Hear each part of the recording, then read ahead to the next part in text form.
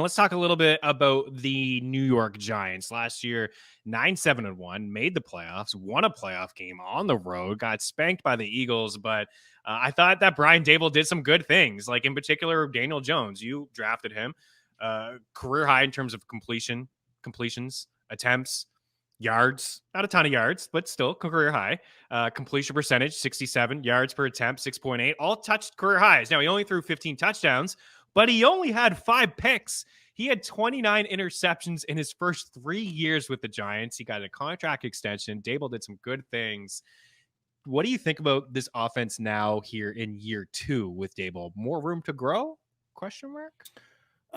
Yeah, I definitely think that there's more room to grow for sure. I think, one of the things that you just left out in your description of Daniel Jones was the fact that he also had 120 rushes for 700 plus yards and kidding. 7 touchdowns. Like, in this time and era where everybody's like, I got to get that mobile QB. I got to get that mobile QB.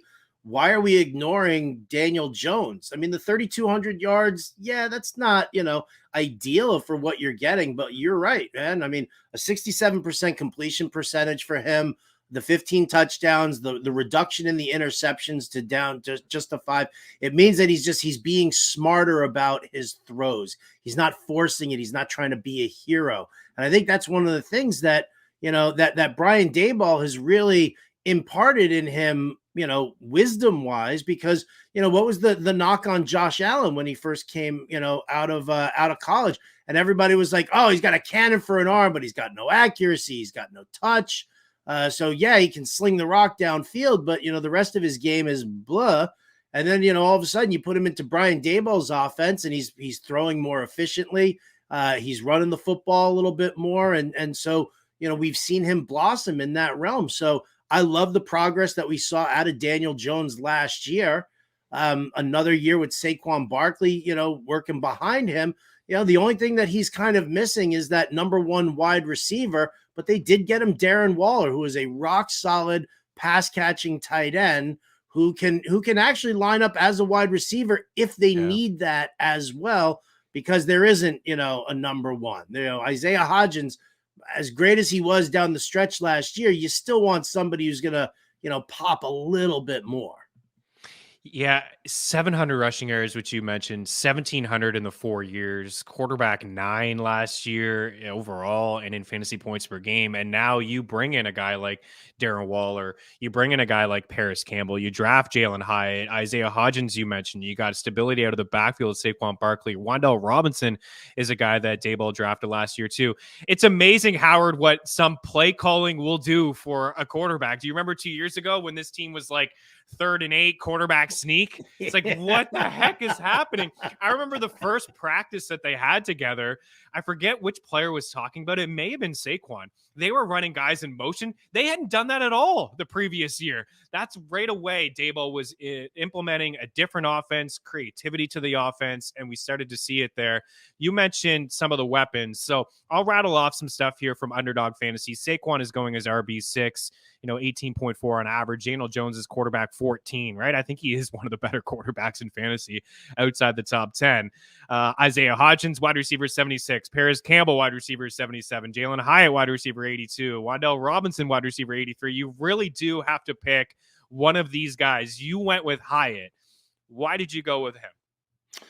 Well, I mean, listen, I love what we saw in Jalin Hyatt in college, and I love the fact that he's come in now. He's in a situation where there is no clear-cut number 1 wide receiver, and he's looking to develop that kind of a rapport with his quarterback. So I think that the opportunity is there. We don't know how the target share is going to go amongst the pass catchers, so. The fact that that's so wide open right now, it gives some key opportunity for Hyatt to really step in there. And if he and Daniel Jones can click together in training camp, that's going to spill off into the rest of the into the rest of the field. And then, of course, from a fantasy perspective, we all know that the rookie wide receiver that you want is the one that everyone's crapping on the most during the preseason, right? Nobody was talking Justin Jefferson. He wasn't going to fit into the scheme, and Kirk Cousins sucks at football. So that happened in Jefferson's rookie year. The next year, Jamar Chase couldn't catch a football because Couldn't catch a white pass stripes on it, like college, right? And what'd he do? Last year, Christian Watson, no, Aaron Rodgers doesn't throw to rookie wide receivers, and he's got this hamstring injury, so that's going to be a huge problem too. So you give me the wide receiver who's dropping down draft boards because Jalen Hyatt's only running with the threes in mini camp. Yeah, I'll take that any day. I think out of all the wide receivers they have, he's that one guy that can go down the field and give you some explosive plays. So I do like that, right? Darius Slayton, move over. Jalen Hyatt's in town. So I like the call there. We'll get you out of here on this as the team overall. From a division standpoint, Brazil 91 division winners, question mark, Philly going to have a Super Bowl hangover. Dallas is Dallas. Commanders are always a mess. But the truth is, there hasn't been a repeat winner inside this division since 2004 in Philadelphia. And the win total here with the Giants is 7.5. They're long shots to win the division at plus 850, to win the conference at 28-1 and 66-1 to win the Super Bowl. Is this a playoff squad in your opinion, Howard? I mean, they're plus 160 on DK right now, and in order to make the playoffs, it's really tough. I mean, it's a very tough division. Everybody plays each other super tough. Even if you say that they're going to split, each series with everybody within their division, that's still 3 key losses that are being hung up on a team. And then you got to look at that out of conference schedule. Jets are going to play the Giants. The Giants are going to play the Jets. They're going to play the Patriots. They're going to play the Bills.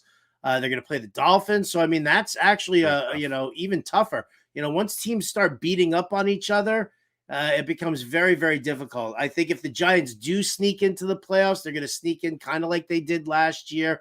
Very last second kind of a situation for them.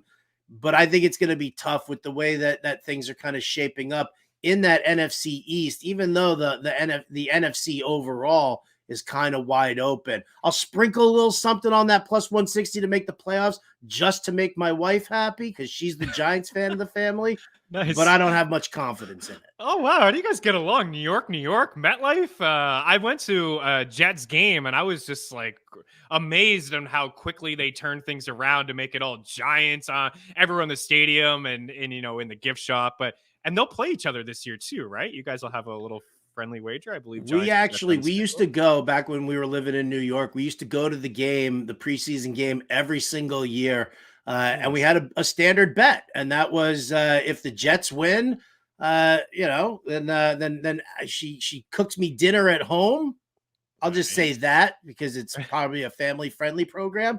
If the Giants win, I have to carry her piggyback back to the car from wherever our seats were. And I gotta be honest with you, man. I got back problems now because I lost pretty much every time. Howard, you're fantastic. By the way, you're right about the Giants' schedule. They start Dallas, a layup in week 2 against Arizona, but then San Fran, Seattle, Miami, Buffalo, Washington, and then the Jets. So you'll have some fun week 8, I'm sure, and hopefully you get yourself a nice cooked meal after that game. Yeah, giddy up.